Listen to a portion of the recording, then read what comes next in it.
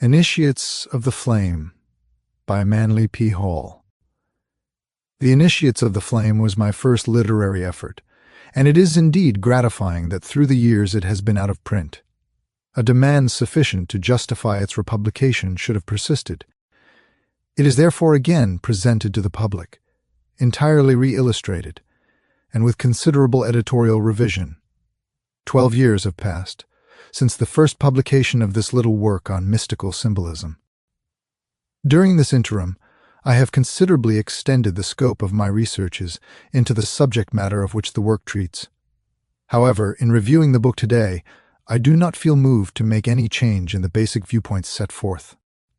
The Initiates of the Flame is a little essay on the mystery of fire. To all ancient peoples, fire was a symbol of the Divine One dwelling in the innermost parts of all things. Robert Flood, a Rosicrucian mystic, writing in the 17th century, declared that the fire of the philosophers was divided into 3 parts. First, a visible fire, which is the source of physical light and heat. Second, an invisible or astral fire, which enlightens and warms the soul. Third, a spiritual or divine fire, which in the universe is known as God, and in man as spirit. The initiates who took their oaths in the presence of the flame renounced the lesser concerns of ordinary life, and, freed from the attachments of this material sphere, these purified souls became custodians of that symbolic flame of wisdom, which is the true light of the world. This light is a manifestation of the one universal life, that active agent, whose impulses are the cause of all sidereal phenomena, where in antiquity this flame of light, this spirit fire, was the object of a universal adoration, and was worshipped as the very presence of God himself. It now lies buried beneath the ruins of man's fallen temple, obscured by the paramount interests of the flesh in this non-philosophic age. Manly Hall. The Initiates of the Flame. Introduction.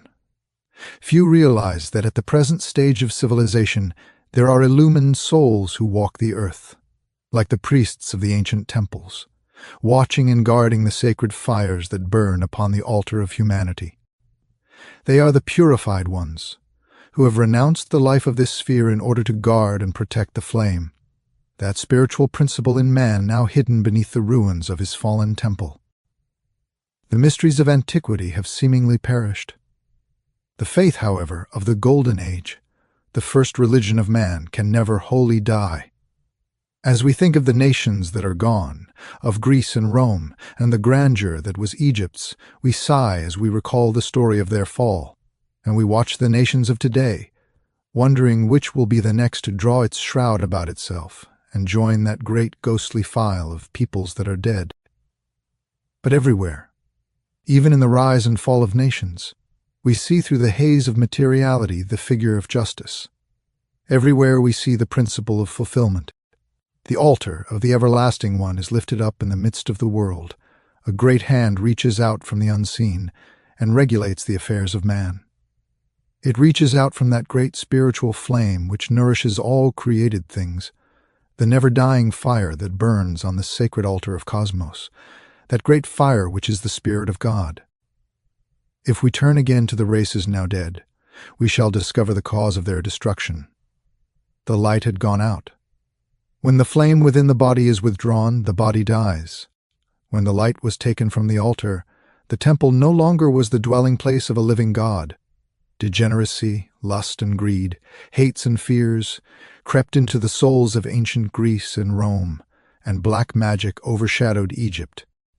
The light upon the altar grew weaker and weaker. The priests lost the word, the name of the flame. Little by little, the flame flickered out, and as the last spark grew cold, a once mighty nation was extinguished, buried beneath the dead ashes of its own spiritual fire. But the flame did not die. Like spirit, of which it is the essence, it cannot die, because it is life, and life cannot cease to be. In some wilderness of land or sea it rested once more, and there again arose a mighty nation around that flame. So history goes on down through the ages. As long as people are true to the flame, it remains, But when they cease to nourish it with their lives, it passes on to other lands and other worlds. The worshippers of this flame are now called heathens. Little do we realize that we ourselves are heathens until we are baptized of the Holy Spirit, which is fire. For fire is light, and the children of the flame are sons of light, even as God is light. There are those who for ages have labored with man to help him kindle within himself this spark, which is his divine birthright. These are the ones who, by their lives of self-sacrifice and service, have awakened and tended this fire, who, through ages of study, have learned the mystery it contains, and whom we now call the initiates of the flame. For ages they have labored with mankind to help him uncover the light within himself, and on the pages of history they have left their seal, the seal of fire. Unhonored and unsung, they have labored with humanity, and now the stories of their lives are used as fairy tales to amuse children. The time will come, however, when the world will know the work they did and realize that our present civilization is raised upon the shoulders of the mighty demigods of the past. Like Faust, we stand with all our lore, fools no wiser than before, because we reject the truths they taught and the evidence of their experiences. Let us honor these sons of the flame, not by words, but by living, so that their sacrifice shall not be in vain. They have shown us the way. They have led man to the gateway of the unknown, and then, in their robes of glory, passed behind the veil. Their lives were the keys to their wisdom, as they must ever be. Though long ago they passed beyond, they still live in history, beacons on the path of human progress. Let us watch these mighty ones as silently they pass by. First, Orpheus, playing upon the seven-stringed lyre of his own being, the music of the spheres. Then, Hermes, the thrice greatest, with his emerald tablet of divine revelation. Through the shades of the past, we dimly see Krishna, the illuminated, who on the battlefield of life taught man the mysteries of his own soul. Next, we see the sublime Buddha, his yellow robe not half so glorious as the heart it covers. And our own dear master, the man Jesus, his head surrounded with a halo of golden flame, and his brow serene with the calm of mastery. Then Muhammad, Zoroaster, Confucius, Odin, Moses, and others no less worthy, passed before the inner eye of the student. They were the sons of the flame. From the flame they came, and to the flame they have returned. To us they beckon, bidding us join them in the service of the flame they love. They were without creed or clan.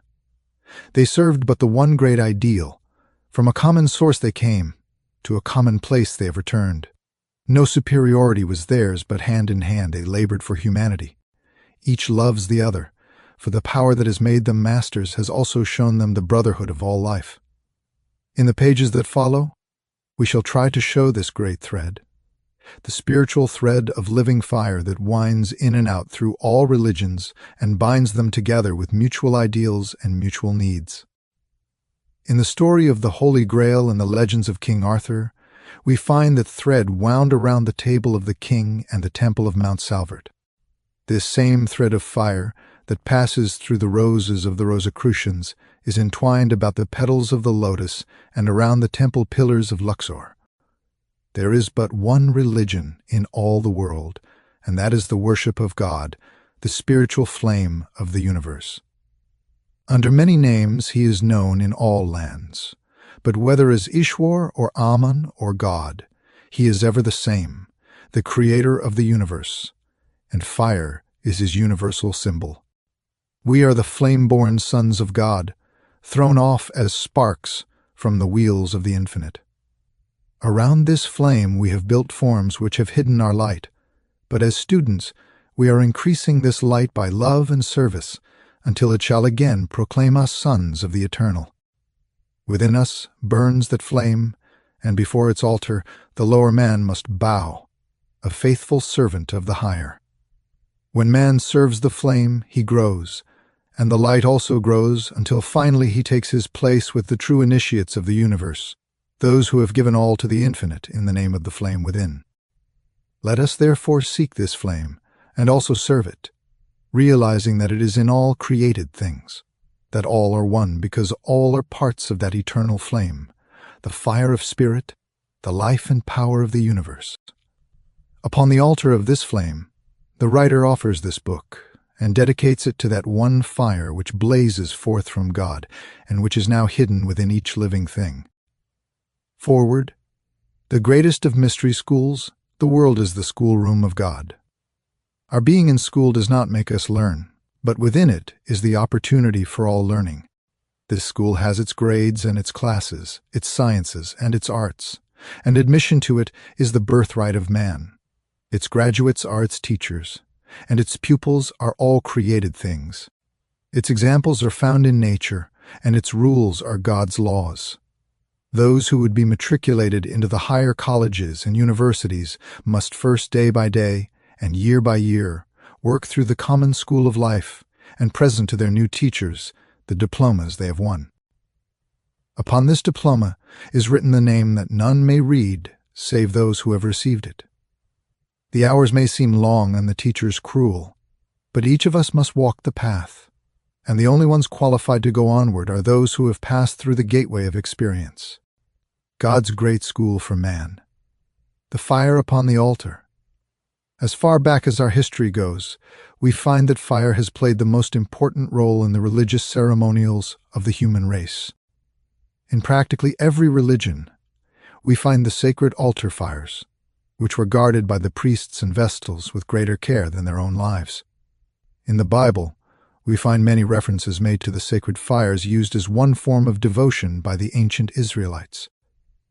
The altar of burnt offerings is as old as the human race and dates from the time when primordial man, lifting himself out of the mists of ancient Lemuria, first saw the sun, the great fire spirit of the universe.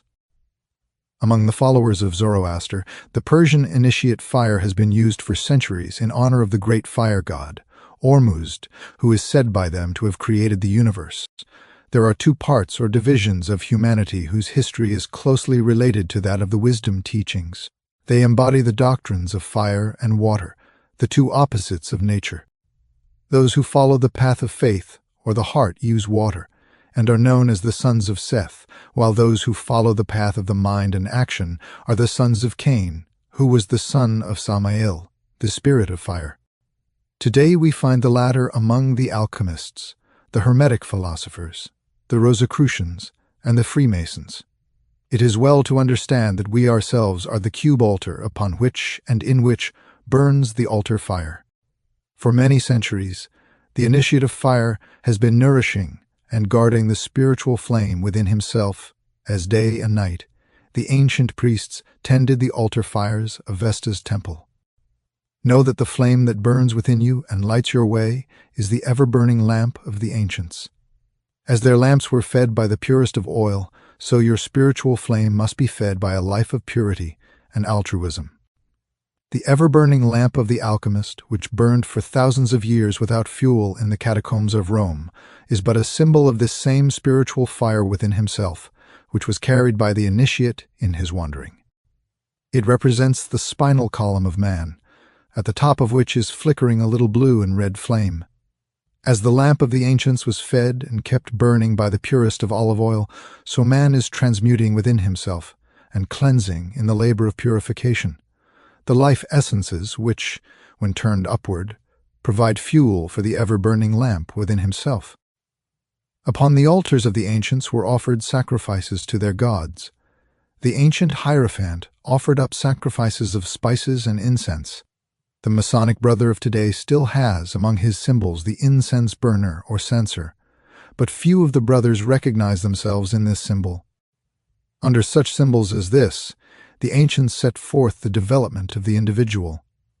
As the tiny spark burning among the incense cubes slowly consumes all, so the spiritual flame within man is slowly burning away and transmuting the base metals and properties within himself, offering up the essence thereof as the smoke upon the altar of divinity. It is said that King Solomon, when he completed his temple, offered bulls as a sacrifice to the Lord by burning them upon the temple altar. Those who believe in a harmless life wonder why so many references are made in the Bible to animal sacrifice. The student will realize that the animal sacrifices referred to are those of the celestial zodiac, and that when the ram or the bull was offered upon the altar, it represented the qualities in man which come through Aries, the celestial ram, and Taurus, the celestial bull. In other words, the initiate, passing through his tests and purification, is offering upon the altar of his own higher being the lower animal instincts and desires within himself. Among the Masonic brothers, we find also what is called the symbol of mortality. It consists of a spade, a coffin, and an open grave, while upon the coffin has been laid a sprig of acacia or evergreen. In the picture we see the spade of the gravedigger, which has been considered the symbol of death for centuries. Let us take the spade that now digs our graves through the passions and emotions of life, and use it to unearth the secret room far below the rubbish of the fallen temple of the human soul. In the Book of Thoth, that strange document which has descended to man in his present stage of evolution as a deck of ordinary playing cards, we find a very wonderful symbolism. Of all the suits of cards, the spade is the only one in which all the court cards face away from the pip, and all the other kings and queens, the faces are looking at the little marker in the corner of the card. But in the spade suit, they look away from it. It is said that the spade has been taken from the acorn, but the occult student has a different idea. He sees in the spade, which has for ages been the symbol of death, a certain part of his own anatomy. If you will turn again to the picture of the spade, you will note, if you have ever studied anatomy, that the gravedigger's spade is the spinal column, and the spade-shaped piece used on the deck of cards is nothing more or less than the sacrum bone. This bone forms the base of the spinal column, and is also the head of the spear of the passion. Through it, and the foramina which pierce it, pass the roots of the spinal nerve, which are indeed the roots of the tree of life. This is the center through which are nourished and fed the lower vertebrae of the spine, the sacral and coccygeal bones that dig the graves for all created things. This point has been beautifully symbolized by the gravedigger's spade, which has been used by the brothers of many mystic organizations. The currents and forces working through these lower spinal nerves must be transmuted and lifted upward to feed the altar fire at the positive or upper end of the spine. The focusing of thought or emotion upon higher or lower things, as the case may be, determines where this life energy will be expended. If the lower emotions predominate, the flame upon the altar burns low and flickers out, because the forces which feed it have been concentrated upon the lower centers. But when altruism predominates, the lower forces are raised upward and pass through the purification which makes possible their use as fuel for the ever-burning lamp. Thus we see why it was a great sin to let the lamp go out, for the pillar of flame, purified and prepared after the directions of the Most High, which hovered over the tabernacle, is the spiritual flame which, hovering above man, lights his way wherever he may go. This is the light that has gone out. It is the candle that is hidden under the bushel. This is the true light that forever dispels the darkness of ignorance and uncertainty. Let the light shine forth through a purified body and a balanced mind, for this light is the life of our brother man. The sun of our solar system, that is, the spiritual sun behind the physical globe, is one of these flames. Its beginning was no greater than that of the flame in the human soul, but through the power of attraction and the transmutation of its ever-increasing energies, it has reached its present proportions. This flame in man is the light that shineth in darkness. It lights his way as no exterior light could do. This radiation from himself brings into view, one by one, the hidden things of cosmos, and his ignorance is dispelled in the exact proportion as his light is spread, for the darkness of the unknown can only be displaced by light, and the greater the light, the farther back the darkness is driven.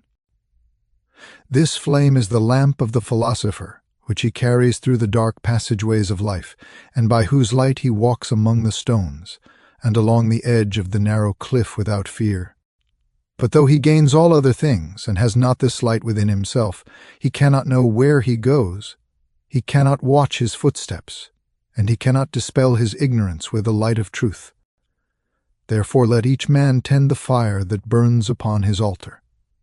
Let him make that altar his body as beautiful and harmonious as possible, and let him also offer upon that altar the frankincense and myrrh, his thoughts and his deeds.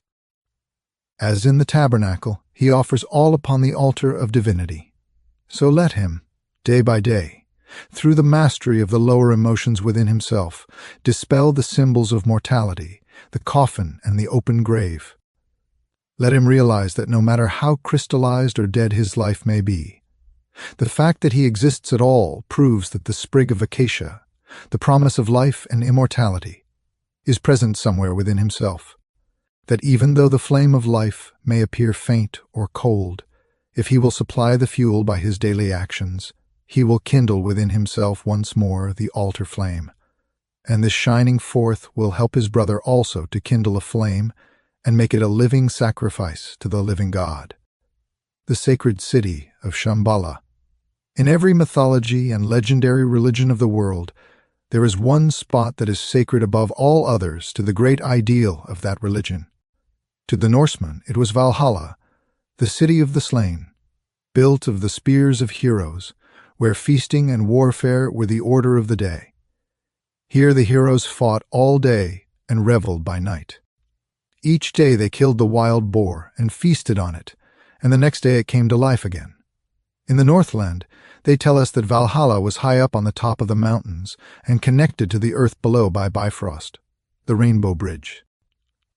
Up and down this bridge, the gods passed, and Odin, the Allfather, came down from Asgard, the city of the gods, to work and labor with mankind. Among the Greeks, Mount Olympus was held sacred, and here the gods are said to have lived high up on the top of a mountain. The knights of the Holy Grail are said to have had their castle among the crags and peaks of Mount Solvart in northern Spain. In every religion of the world there is a holy place, the Oriental Meru, Mount Moriah, and Mount Sinai, upon which the tablets of the law were given to man, are all symbols of one universal ideal, as the high place upon the polar mountain of the world. Among the Oriental peoples there are wonderful legends of this sacred city, where it is said the Great White Lodge, or Brotherhood, meets to carry on the government of world affairs. As the Aesir of Scandinavia were 12 in number, and Mount Olympus had 12 deities, so the Great White Brotherhood is said to have 12 members who meet in Shambhala to direct the affairs of men. Editor's note.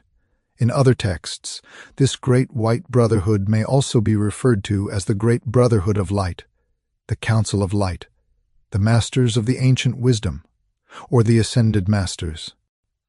The belief is that there is a spiritual organization of ascended masters or mystics, men and women from all cultures, robed in glory, white light, that have risen from the earth into immortality and help guide the spiritual development of humanity in their forward evolution. It is said that this center of universal religion descended upon the earth when the polar cap, which was the first part of the earth's surface to crystallize, became solid enough to support life. Science now knows that not only does the earth have two motions, that of rotation upon its axis and revolution around the sun, but that it also has 9 other motions, according to Flammarion, the French astronomer. One of these motions is that of the alternation of the poles. In other words, someday that part of the Earth's surface, which is now the North Pole, will become the South Pole. It is therefore said that the sacred city has left its central position and, after much wandering, is now located in Mongolia. Those acquainted with the Mohammedan religion will see something of great interest in the annual pilgrimage to the Kaaba at Mecca, where thousands go to honor the stone of Abraham, the great aerolite upon which Muhammad is said to have rested his foot. Old and young alike, some even carried wind through desert sands and endure untold hardships, many coming from great distances to visit the place they cherish and love. In India, we find many sacred places to which pilgrims go, even as the Templars in our Christian religion went to the sepulchre of Christ. Few see in this anything more than an outward symbol, but the mystic recognizes the great esoteric truth contained therein. The spiritual consciousness in man is a pilgrim on the way to Mecca. as this consciousness passes upward through the centers and nerves of the body. It is like the pilgrim climbing the heights of Mount Sinai, or the knight of the Holy Grail returning to Mount Salvert. When the spinal fire of man starts on its upward journey, it stops at many shrines and visits many holy places, for, like the Masonic brother and his Jacob's ladder, the way that leads to heaven is upward and inward. The spinal fire passes through the centers or seed ground of many great principles and worships, at the shrines of many divine essences within itself. It is eternally going upward, however, and finally it reaches the great desert, but only after pain and suffering and long labor does it cross that waste of sand. This is the Gethsemane of the higher man. But finally the pilgrim crosses the sacred desert, and before him in the heart of the lotus rises the golden city, Shambhala. In the spreading of the bone between the eyes, called the frontal sinus, is the seat of the intellectual divinity in man. There, in a peculiar gaseous material, floats, or rather exists, or is, the fine essence which we know as the mental spirit. This is the lost city in the sacred desert, connected to the lower world by the rainbow bridge, or the silver cord, and it is to this point in himself that the aspirant is striving to rise.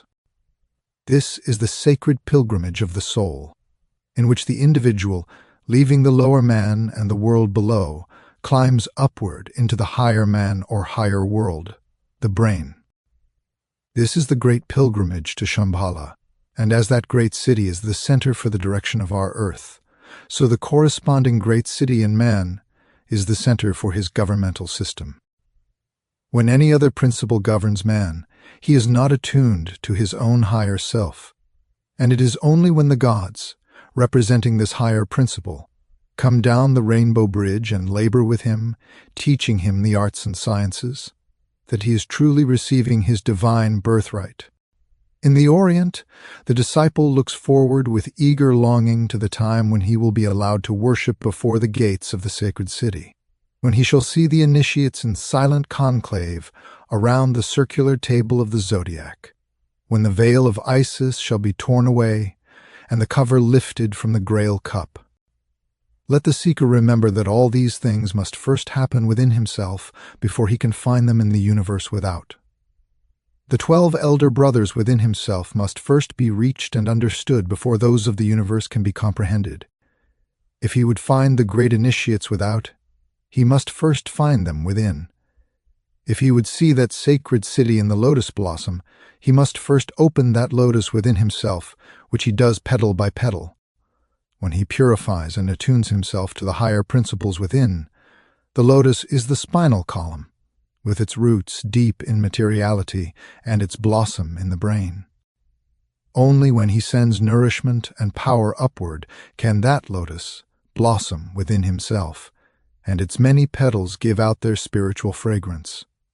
May your consciousness be lifted upward through the tree of life within yourself, until in the brain it blossoms forth as the lotus which rises from the darkness of the lower world and lifts its flower to catch the rays of the sun. You will sometimes see strange little Chinese gods or Oriental Buddhas sitting on the blossom of a lotus. In fact, if you look carefully, you will find nearly all the Oriental gods are so depicted. This means that they have opened within themselves that spiritual consciousness, which they call the Kundalini. The little hats worn by the Hindu gods also are made to represent an inverted flower. And here, once more, like the rod of Aaron that budded, we see references made to the unfolding of the spiritual consciousness within. When the lotus blossom has reached maturity, it drops its seed, and from this seed new plants are produced. Similarly, within the spiritual consciousness, when the soul plant is finished, its principles are released as seed and drop back into the sea of spirit. The buds on the rod of Aaron are the 7 centers within yourself which, when you develop their spiritual powers, shine out as centers of fire within your own being. The ancients have used flowers to symbolize these spinal centers, which, when they shine out, showed that the dead stick is cut from the tree of life has budded, or that the disciple has vivified the vortices of creative energy, the chakras along the spine. In the Western world, the lotus has been changed to the rose, the roses of the Rosicrucian, the roses of the Masonic degrees, and also those of the Order of the Garter in England. All stand for the same thing, the awakening of spiritual consciousness and unfolding into full bloom the soul qualities of man. When man opens this bud within himself, he finds, like the golden pollen in the flower, this wonderful spiritual city, Shambhala, in the heart of the 1,000-petaled lotus of the brain. When this pilgrimage of his spiritual fire is accomplished, man is liberated from the top of the mountain as in the ascension of Christ. It is then that the spiritual man, freed by his pilgrimage from the wheel of bondage, rises upward from the midst of his disciples. The convolutions of the brain with that great cry of the initiate which for ages has sounded through the mystery schools when the purified adept goes onward and upward to become a pillar in the temple of his God. With that last cry, the true mystery of Shambhala, the sacred city, is understood. The new master joins the ranks of those who, in white robes of purity, their own soul bodies, have sounded the eternal tocsin. Consummatum est. It is finished. The mystery of the alchemist. There are few occult students today who have not heard of the alchemist, but there are very few who know anything about the strange men who lived during the Middle Ages and concealed under chemical symbolism the story of the soul. At a time when to express a heretical religious thought was to court annihilation at the stake or wheel, the alchemists labored silently in underground caves and cellars to learn the mysteries of nature, which the religious opinions of their day denied them the privilege of explaining. Let us picture the alchemist of old. Deep in the study of natural lore, we find him among the test tubes and retorts of his hidden laboratory. Around him are massive tomes and manuscripts by ancient writers. He is a student of nature's mysteries and has devoted years, perhaps even his life, to the work he loves. His hair has long since grayed with age. By the light of his little lamp, he reads slowly and with difficulty the strange symbols on the pages before him. His mind is concentrated upon one thing, and that is the finding of the philosopher's stone. With all the chemicals at his command and their various combinations thoroughly understood, he is laboring with his furnace and his burners to make out of the base metals the philosopher's gold. At last he finds the key and gives to the world the secret of Gilead's balm and the immortal stone. Salt, sulfur, and mercury are the answer to his quest. From them he makes the philosopher's stone. From them he extracts the elixir of life. With their power he transmutes the base metals into gold. The world laughs at him, but he goes on in silence, actually doing the very things the world believes impossible. After many years of labor, he takes his little lamp and silently slips away into the great unknown. No one knows what he has done, or the discoveries that he has made, but he, with his little lamp, still explores the mysteries of the universe. As the close of the 15th century enshrouded him with mystery, so the dawn of the 20th is crowning him with the glory of his just reward, for the world is beginning to realize the truths the alchemists knew and to marvel at the understanding which his years of labor had earned for him. Man has been an alchemist from the time when first he raised himself and, with his long latent powers, pronounced himself as human. Experiences are the chemicals of life with which the philosopher experiments. Nature is the great book whose secrets he seeks to understand through her own wondrous symbolism. His own spiritual flame is the lamp by which he reads, and without which the printed pages mean nothing to him. His own body is the furnace in which he prepares the philosopher's stone. His senses and organs are the test tubes, and incentive is the flame from the burner. Salt, sulfur, and mercury are the chemicals of his craft.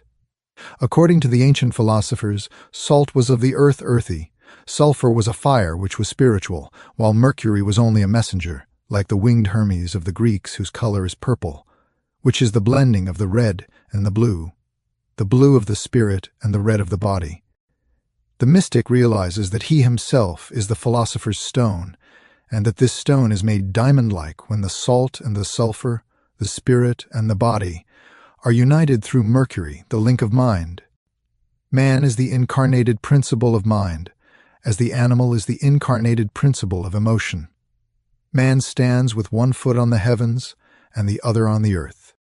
His higher being is lifted to the celestial spheres, but the lower ties him to terrestrial matter. The philosopher builds his sacred stone by harmonizing his spirit and his body.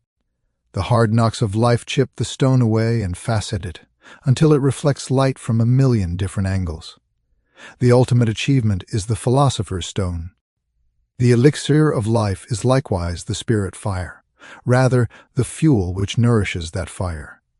And the changing of the base metals into gold is accomplished when he transmutes the base elements of the lower man into spiritual gold. This he does by study and love.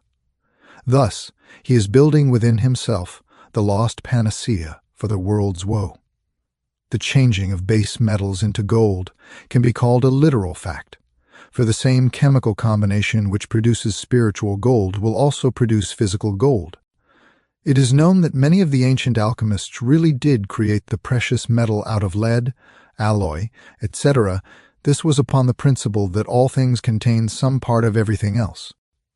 In other words, every grain of sand or drop of water contains in some proportion every other element of the universe. Therefore, the alchemist did not try to make something from nothing, but rather to extract and build that which already was.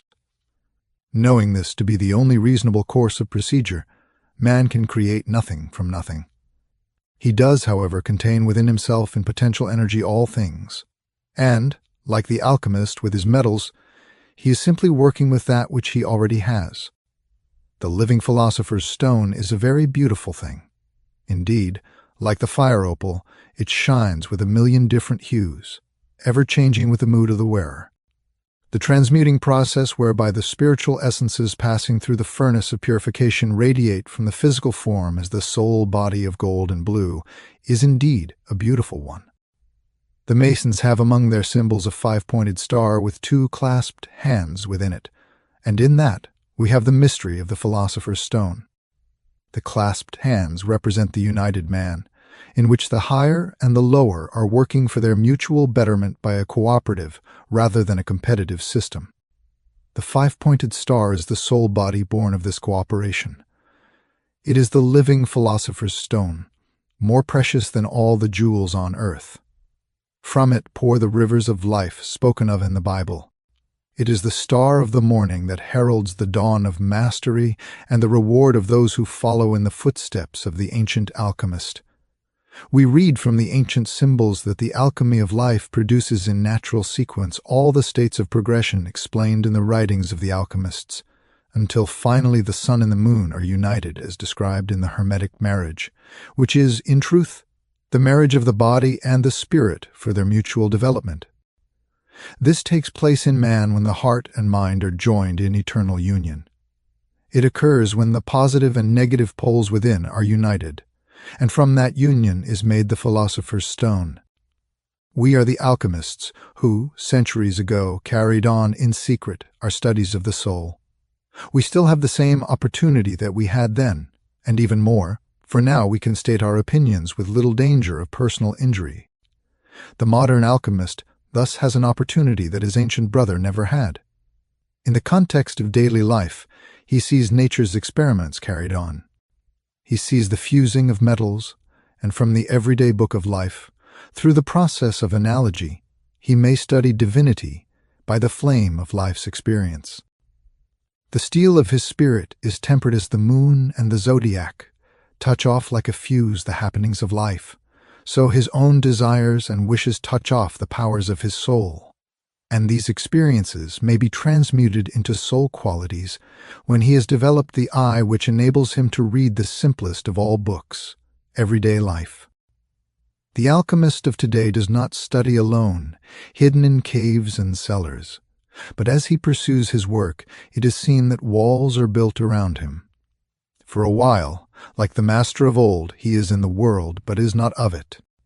As he progresses further in his work, the light of other people's advice and outside help grows weaker and weaker, until finally he stands alone in darkness. Then comes the time that he must use his own lamp, and the various experiments which he has theretofore carried on must be his only guide. He must take the elixir of life which he has developed, and with it fill the lamp of his spiritual consciousness. Holding that above his head, he must walk into the unknown, where, if he has been a good and faithful servant, he will learn of the alchemy of divinity, where now test tubes and bottles are his implements. Then he will study worlds and globes, and as a silent watcher learn from that divine one, the great alchemist of all the universe, the greatest alchemy of all, the creation of life, the maintenance of form, and the building of worlds. The Egyptian initiate. Many ages have now elapsed since the Egyptian priest-king passed through the pillars of Thebes. Ages before the sinking of Atlantis, and many ages before the Christian era, Egypt was a land of great truths. The hand of the great white brotherhood was outstretched to the empire of the Nile, and the passages of the ancient pyramid resounded with the chants of the initiates. Then it was that the pharaoh, called half man, half divine, reigned over Egypt. The later pharaohs were degenerate and of little importance. It is only the early pharaohs we now list among the priest-kings. Try to picture the great hall of Luxor, with its inscriptive columns holding up domes of solid granite, each column having carved thereon the histories of the gods. At the upper end of the chamber sat the pharaoh of the Nile in his robes of state. Around him were his counselors, chief among them the priest of the temple. An imposing spectacle it was. The gigantic frame of the later Atlantean, robed in gold and priceless jewels, on his head the crown of the north and south, the double empire of the ancients. On his forehead was coiled the serpent of the initiate, the serpent that was raised in the wilderness, that all who looked thereon might live. This Uraeus represented the sleeping serpent's power in man, which, coiled head downward around the tree of life, drove him from the garden of the Lord, but which raised upon the cross became the symbol of the Christ. The encircled serpent is the crown of the ancient gods. It shows that the two paths or parts of the spirit fire have been united. This crown is the symbol of mastery, and the union takes place within the student when the life forces are lifted to the brain. The pharaoh was an initiate of Scorpio, and the serpent is the transmuted Scorpio energy which, working upward in the regenerated individual, is called the Kundalini. This serpent was the sign of initiation. It meant that within the initiate, the serpent had been raised. For the true pharaoh was a priest of God as well as a master of men. He sat upon the cube altar throne, indicating his mastery over the four elements of his physical body. A judge of the living and of the dead, in spite of all his power and glory and the grandeur of the world's greatest empire, still he bowed in humble supplication to the will of the gods. In his hand he carried the triple scepter of the Nile, the flail or whip, the shepherd's crook, and the Anubis-headed staff. These were the symbols of his work. They represented the powers which he had mastered. With the whip, he had subjugated his physical body. With the shepherd's crook, he was the guardian and keeper of his emotional body. With the Anubis-headed staff, he was master of his mind and worthy to wield the powers of government over others, because first of all, he obeyed the laws himself. With all his robes of state, the scarab upon his breast, and the all-seeing eye above his throne, there was still nothing so precious or sacred to the ancient Egyptian priest-king as the triangular girdle or apron, the symbol of his initiation. The apron of the ancient Egyptian carried with it the same symbolism as the Masonic apron of today. It symbolized the purification of the body when the seat of the lower emotions, Scorpio, was covered by the white sheepskin of purification. This plain insignia, the symbol of his purification, though worn by many others inferior to him in rank and dignity, but equal to him in spiritual achievement, was the most treasured possession of the Egyptian priest-king. There he sat enthroned, adorned with the symbols of his purification and mastery, a wise king over a wise people. It was through these priest-kings that divinity worked, for they were of the order of Melchizedek. Through them was formulated the doctrine which degeneracy has been unable entirely to obliterate, and which we know as the divine right of kings. Divine because by reason of their spirituality and growth, God was able to manifest through them. What conscious instruments were they in the hands of a superior power?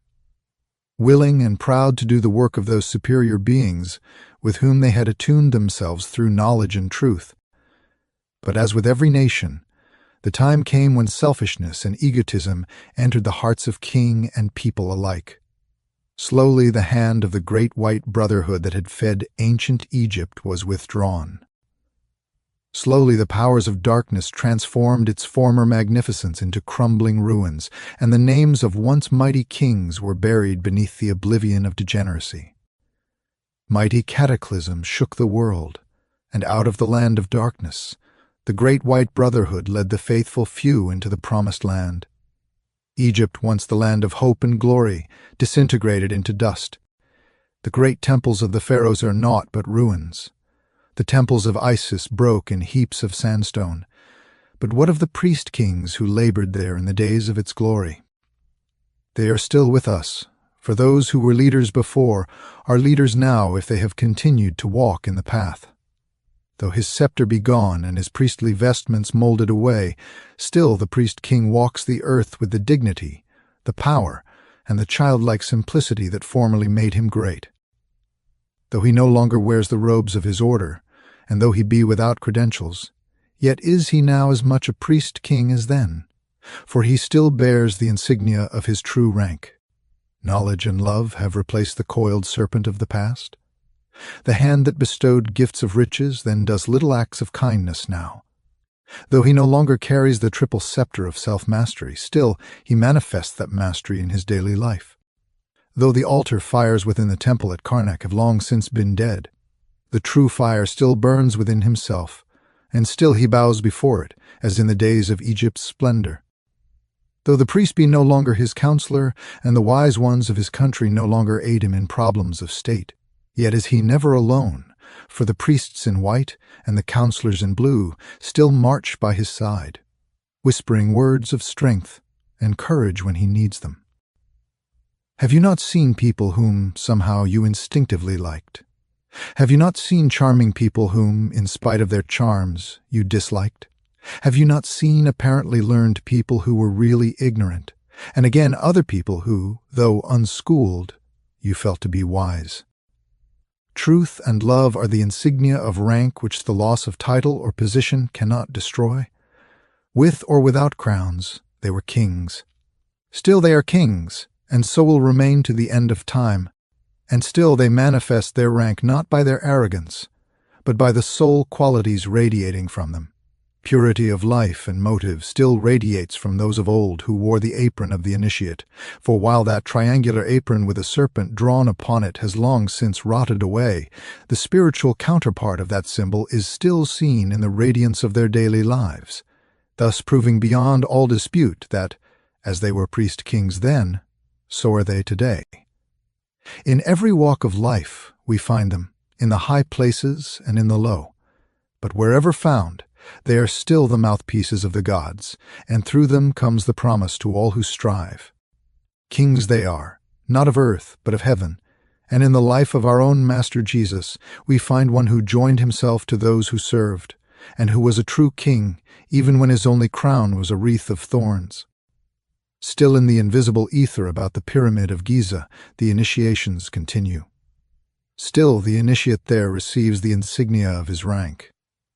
Before that fire within himself he makes his vows, and upon the burning altar of his own higher being he lays his crown and his scepter, his robes and his jewels, his hates and his fears, sanctifying his life as a priest-king and swearing to serve none but the God within his own higher self. The Ark of the Covenant. One of the most interesting symbols which has come down to us from the ancients is that of the Ark, or the box that was said to contain the sacred relics. Many people believe that this belongs particularly to the Jewish nation, but this is a great mistake, because the Ark has been the birthright of every country. Like the Jewish people, all races lost much of their power and glory when they lost the sacred Ark. In ancient Chaldea and Phoenicia, the Ark was well known. India celebrates it as the lotus. The ancient Egyptians tell how the moon god Osiris was imprisoned in an ark. In all the mystery religions of the world, individually and cosmically, the ark represents the fountainhead of wisdom. Over it, the Shekinah's glory hovers as a column of flame by night and a pillar of smoke by day. When the priest-kings and initiates, surrounded by those faithful to the truth, take the sacred ark away from an old civilization, they carry it into other lands and to other peoples, where its presence becomes the foundation of a great order of spiritual enlightenment. In every creed and every religion, crystallization goes on. We find small groups of people separating themselves from their fellow men. Clinging to the old, they refuse to advance with the new. Whenever we find this crystallization, we also find the spirit of truth carried away to another people and embodied in other doctrines. The staves by which the ancient ark of the Israelites was carried or transported were never removed until it was finally placed in Solomon's temple. Likewise, never does the spirit fire in man come to rest, until finally it is enthroned in the holy place of his solar temple. Ever towards the rising sun its bearers carry this vessel of the sacred truth. Nations are born among those who love the truth, and nations are buried when they forget it. The time has come again when its silent bearers have taken the sacred ark and the Shekinah's glory, and moving across the waters in solemn file, have brought it to the new world. Throughout the universe, the call has sounded, and those who are true to their own higher principles have surrounded the sacred chest. Those who have sworn such allegiance to their own higher natures are following the priests with their sacred burden, and a magnificent mystery temple is being built in this glorious land of ours, loved and guarded by all those who are laboring for humanity. The staves still remain in the ark, however, and only when real good can be accomplished will they be removed and the sacred ark find a new resting place. This opportunity is now confronting the Western world. The knowledge of the ancients, the accumulated wisdom of the ages, is knocking at the door and seeking those who will follow it. The bearers of the ark have tarried, and are gathering a nucleus of spiritual souls to carry on their work. But whether or not the word will remain with a nation is dependent upon national life and ideals. For the actions of a nation are but the collective actions of its individuals. If the Ark of the Covenant, therefore, finds nothing here attuned to itself, if it finds only a few who will answer its call of service and brotherhood, then will its priests lift again the staves and carry it on into other lands. A nation thus deprived of its spiritual life will, like the ancient city of the Golden Gate, be swallowed up in oblivion. The call is now sounding, and those who love the truth and revere the light must join that band of devoted servers who for centuries have dedicated themselves to the preservation of truth. These have given their lives 1,000 times for the cause of truth. Their personal happiness has always been second to their duty. They are the custodians of the sacred word, and the law of attraction draws to them all who love and live the truth. A great influx of spiritual light comes to those who have learned the doctrine and who live the life, and regardless of clan or country, they have joined the silent file of watchers and workers around the sacred Ark of the Covenant. By his daily actions, every individual is expressing far more plainly than words his ideals, his desires, and also his attitude toward this great work. The composite attitude of a certain number of people either shuts out or lets in the light. Therefore, every individual has a sacred duty, a great work to do, and to which the true student must dedicate his life. Then wherever he may go, whatever he may do, he is being guided, and the Shekinah's glory directs his footsteps. In the brain of man, between the wings of the kneeling cherubim, is the mercy seat, and there man speaks with his God as the holy priest of the tabernacle spoke to the Spirit of the Lord hovering between the wings of the cherubim. Thus, man represents the ark, and within him are the three principles: the Father, the Son, and the Holy Spirit, the tablets of the law, the pot of manna, and the rod that budded. In these three things contained within the ark, we see the threefold spirit contained within the ark of man's bodies. But as in the case of the ancient Israelites when they became crystallized, the pot of manna and the rod that budded were removed from the ark, and all that was left were the tablets or the letters of the law. So when the individual crystallizes and closes his mind to differing viewpoints, he excludes the life force which was flowing into him. In shutting out strangers, he pauperizes his own life, leaving only the tablets of the law, the material reasons from which the spiritual life has departed. Solomon's temple, the perfected temple of the human body, the perfected temple of the soul, and the perfected temple of the universe, finally forms the perfect shrine for the living ark. There at the head of a great cross it is placed, and there in man it becomes permanently fixed. The staves of polarity upon which it has been carried are then removed, and it becomes a living thing, a permanent place where man converses with his God. There man, the purified priest arrayed in the robes of his order, the garments of his soul, holds communion with the Spirit hovering over the mercy seat.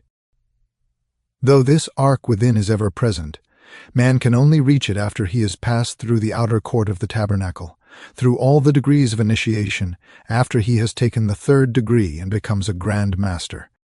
Then, and then only, can he enter into the presence of his Lord, and there in the darkened chamber, lighted by the jewels of his own breastplate, converse with the Most High, the true spiritual essence within himself.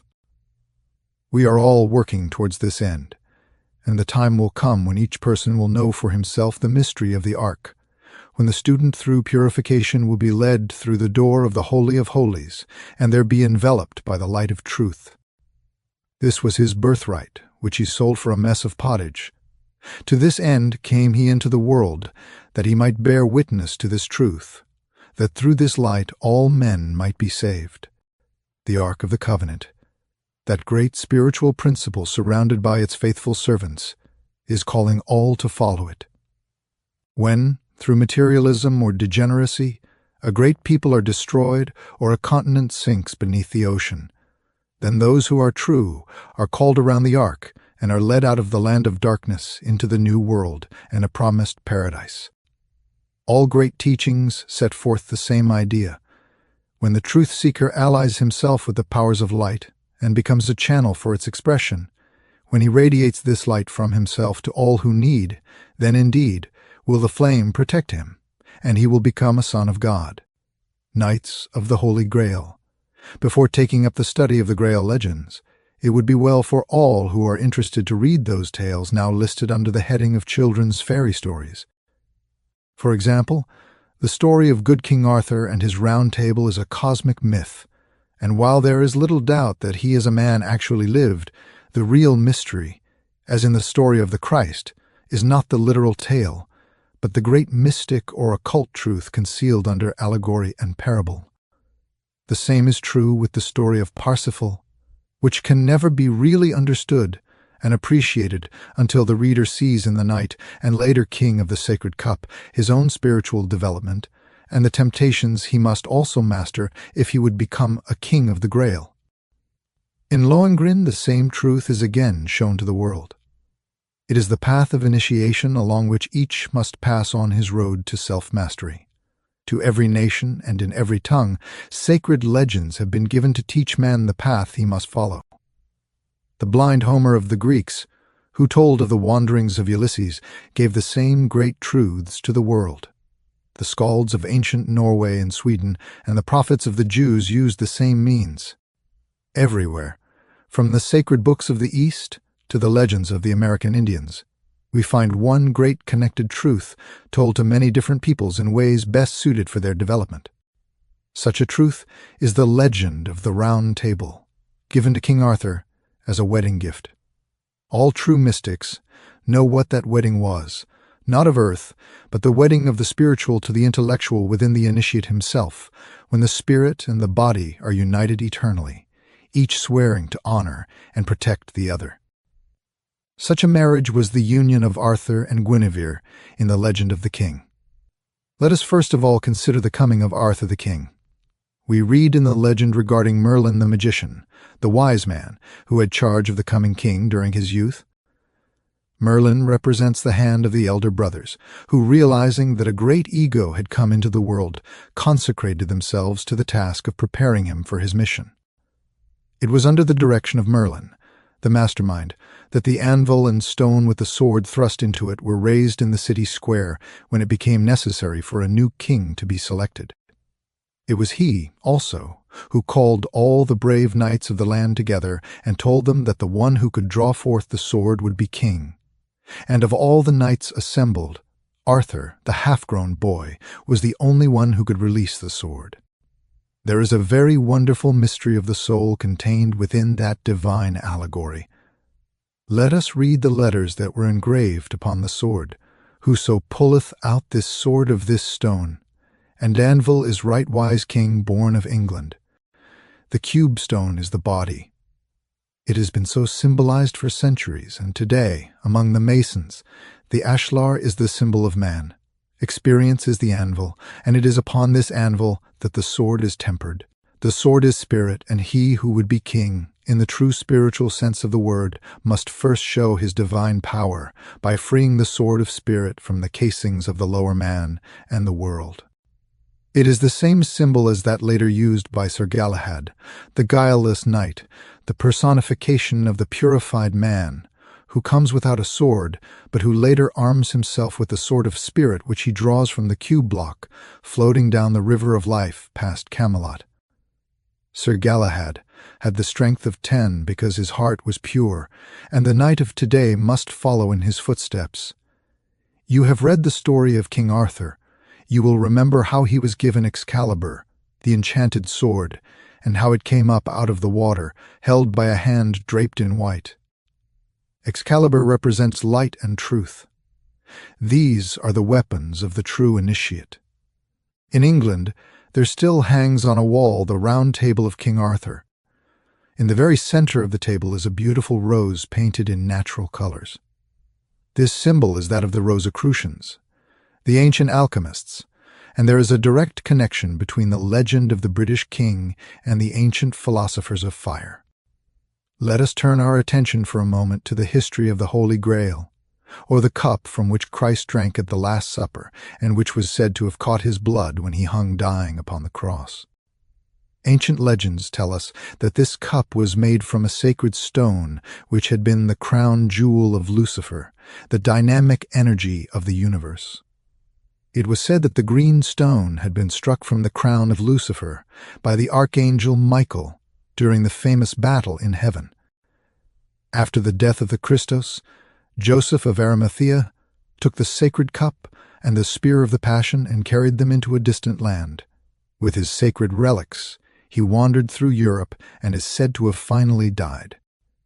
Those who followed him after many centuries of tribulation carried the sacred relics to Mount Salvard in northern Spain, where they remained until Parsifal finally took the Grail and spear back to the east, where they are now preserved. It is around this cup and spear that the legends of Parsifal and King Arthur have been written, and it is through a study of this fact that we are able to better understand the mystery of the Great White Lodge, of which the round table of King Arthur and the circular temple of the Knights of the Grail are symbols. Although we no longer have the cup as a physical symbol, it is not gone from among us. As in the days of old, the brave knights of the Round Table went out to fight for right, so those knights who belong to the Great White Brotherhood go out into the world today in the name of truth and labor with mankind, seeking to right the wrongs of the world. It is said that the knights of King Arthur's court always fought on the side of virtue and purity, as also did those who rode out of Mount Salvard. The Grail cup is the symbol of the creative force of nature. It is also the symbol of the human race, which is slowly learning the mysteries of creation. Within the cup is the blood of Christ, that force which is slowly or rapidly transmuting the body into soul as we give it lesser or greater opportunity. The sacred spear we find symbolized again the creative force, which, in the hands of Klingzor, the evil one, wounds and causes suffering, but which, when held by the pure Parsifal, heals the very wound that it caused. A great lesson is being taught to man through these allegories, but the average person is unwilling to stop and consider them. Many do not realize that they themselves are the ones whom the elder brothers of humanity must use in the fight against the forces of evil. They do not realize that the dragons and ogres of legend are their own lower natures which they must overcome. They do not see, in the hand-to-hand combat of the knights of old for lady's favor, the higher man and the lower man fighting for the soul within. The knight of today does not realize that the white armor he wears is his own purified body, which is proof against all the attacks of vice and passion. Nevertheless, this is the meaning of the legend. His shield is truth, which is a perfect protection to the inner man. His strong right arm is the knowledge and spiritual power he has developed within. The sword he wields is the spiritual light, the pure flame of the spirit fire, which dispels the darkness of ignorance and the demons of lust. The sacred spear and the cup which he serves are the two poles of the creative life force within, the development of which he gains as he daily serves his fellow men. The Holy Grail is our body within which is the lifeblood of the Sun Spirit of the universe. Each day that we live, we perpetuate the Last Supper, and in all that we do we drink again the blood of Christ, the life power of the cosmos. Far from the uninitiated, the 12 elder brothers of mankind, sitting around the circular table of the universe, watch the knights in their battle of life. In due course of time, the student, having finished his work here, is liberated at the foot of the Grail. There the candidate stands, robed from head to foot in the armor of spirit and in the pure white of a body that has been cleansed. Then the cloth is lifted from the sacred cup, and he is illuminated by the light which would otherwise have killed him had he seen it without purification. Then, taking his place among the knights of the Round Table, he joins those who give up all to labor for humanity. When in sickness and in suffering we beseech the great unknown to send us help, then indeed our knight comes to us as Lohengrin came to Elsa.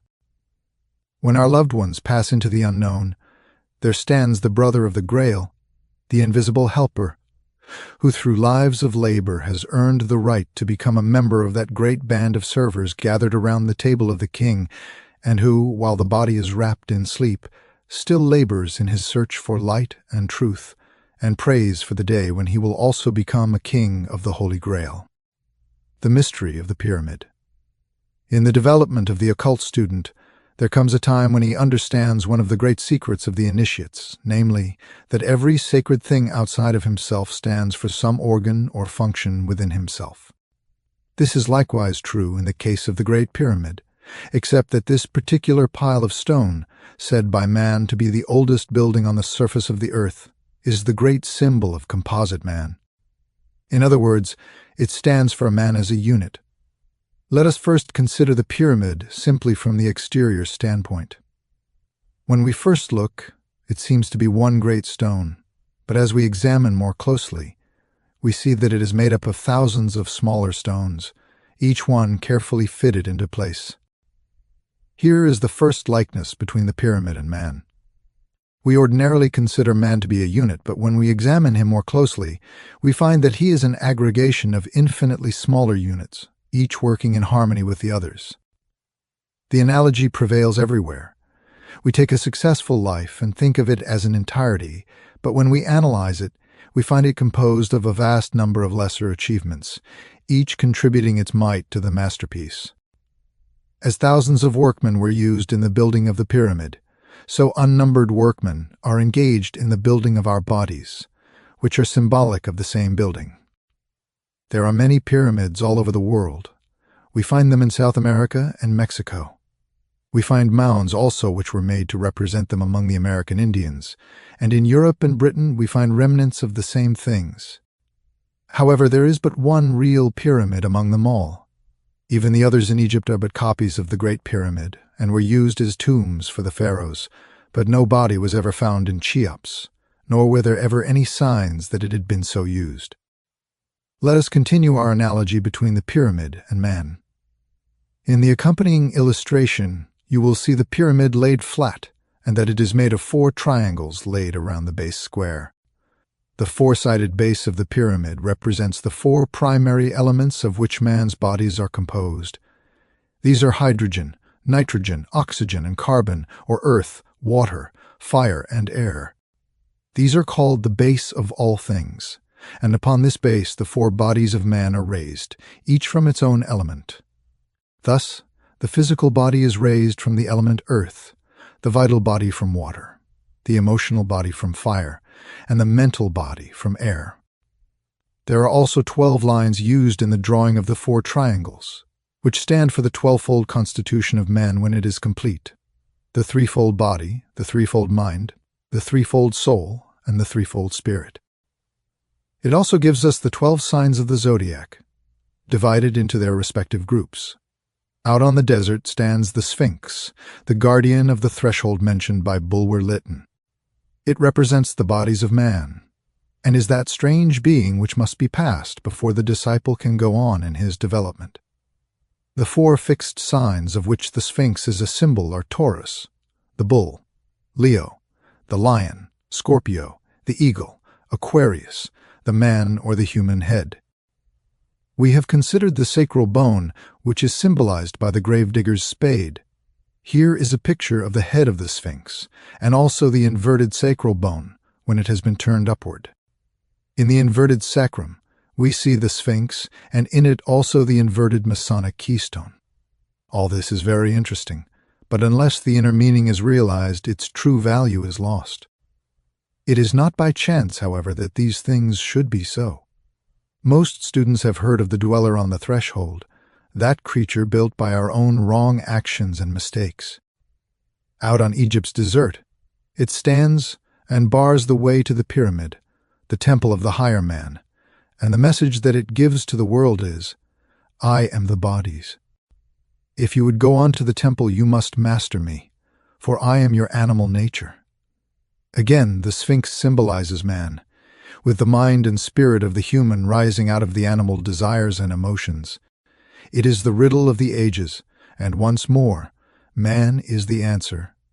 It is said that in ancient times the Sphinx was the gateway of the pyramid, and that there was an underground passage which led from the Sphinx to Cheops. This would make the symbolism even more complete, for the gateway to the spirit is through the bodies according to the ancients. Let us now enter the pyramid and, passing through the corridors, come to the king's chamber, as it is called. There are 3 great rooms in the pyramid which are of deep interest to the student. The highest is the king's chamber. Below that is the queen's chamber, and down below the surface of the earth is the pit. Here we again find the great correlation between the pyramid and man. The 3 rooms are the 3 major divisions in man, which are the seats of the threefold spirit. The lower room, or pit, is the generative system, which is under the control of Jehovah. The center room, or queen's chamber, is the heart, which is under the control of the Christ. And the upper room, or king's chamber, is the brain, which is under the control of the Father. In this upper room is the coffer made of stone, the meaning of which has never been satisfactorily explained, but which the student recognizes as the 3rd ventricle in the brain. It is quite certain also that this coffer was used as a tomb during initiations, as in the Masonic initiations of today, the remnants of the ancient mysteries. The candidate was buried in the earth and resurrected, a symbol of the death of the lower man and the liberation of the higher. It is said that Moses was initiated in the Great Pyramid, and some also claim that Jesus was instructed there. Be that as it may, we know that for thousands of years since the time it was built by the Atlanteans, it has been the greatest temple of initiation in the world. It also seems that its work is not yet finished, for it is still a mute teacher of the mysteries of creation. It is said by many to be the original Solomon's temple. This, however, we know is not true, for while it may be the first and original material temple, the true temple of Solomon is the universe, the solar man's temple, which is slowly being rebuilt in man as the temple of the soul of man. Probably no point is as important in connection with the pyramid as that of the cornerstone. On the very top of the Great Pyramid is a comparatively flat space about 30 feet square. In other words, the true stone which is the head of all the corners is missing. On the reverse side of the Great Seal of the United States of America is again the pyramid from which the top has been separated. This stone is the spirit in man which fell from its high estate and has been lost beneath the rubbish of the lower man. This is the true capstone which is now hidden in the pit of man's temple, and which he must exhume and raise aloft again as the true crown of his spiritual pyramid. Omar Khayyam, the Persian poet, gives the secret of the keystone when he says, "From my base metal shall be filed a key which shall unlock the door he howls without."